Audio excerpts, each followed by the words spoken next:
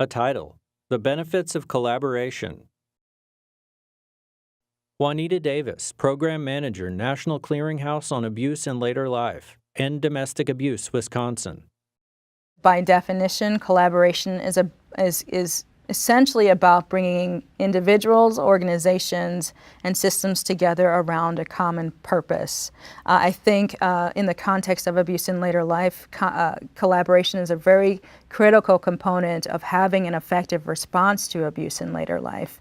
I think that because as we know, elder abuse in later life cases are very complex, and rarely can one institution or organization or individual effectively address all of the complex needs of an older victim. And what is really needed is collaboration amongst and between key interveners and key partners in abuse in later life cases. Sue Hall Dreher, Consultant, formerly Director, Sexual Assault Support Services of Mid-Coast, Maine. To be collaborating within the community means knowing the community. So that means identifying, thinking outside the box. You know, we typically think about Area Agency on Aging, we typically think about Adult Protective Services, we typically think about, and it may be different acronyms depending on where people live, triads, Elder Abuse Task Force. We typically think about the luncheon programs, the senior health fairs, all of those. And thinking outside the box is really important. So it means making a phone call, means showing up for a meeting, it means being productive with that time. It's the opportunity to meet each other. It's also the opportunity to figure out how we strengthen each other's services. LaTrice Hogan, Consultant, formerly Director, Milwaukee Women's Center. One thing that we've done is partner with the agencies that are in Milwaukee that are culturally specific. We always make these statements that you can learn about another culture or educate yourself and you could be versed in it. And it sounds good, but it's better when you can do a collaboration or a collective with agencies that are providing specific culturally based services and allow those individuals in your facility. Amy Judy, Senior Program Associate, Center on Victimization and Safety, Vera Institute of Justice. You can begin to provide and learn from each other. None of us have the answers all ourselves.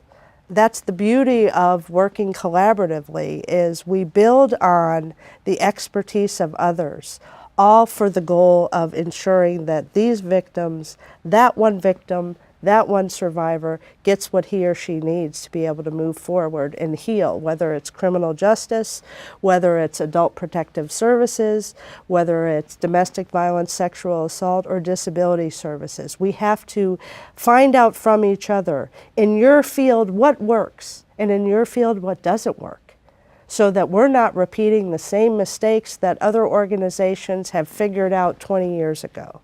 It's building upon, working from, and really elevating the collective knowledge. Why? Because victims and survivors matter, and we can do more by learning from each other how best to figure that out for folks who don't fit the typical profile of who we think of as victims and survivors of domestic and sexual violence. Logos appear. NCALL, www.ncall.us. Terra Nova Films, terranova.org. Funded by the U.S. Department of Justice, Office on Violence Against Women and Elder Justice Initiative. www.justice.gov/elderjustice. A disclaimer. This project was supported by grant number 2014 AXTA K050, awarded by the Office on Violence Against Women and by the Elder Justice Initiative, U.S. Department of Justice. The opinions, findings, conclusions, and recommendations expressed in this program are those of the authors and do not necessarily reflect the views of the Department of Justice, Office on Violence Against Women, or the Elder Justice Initiative.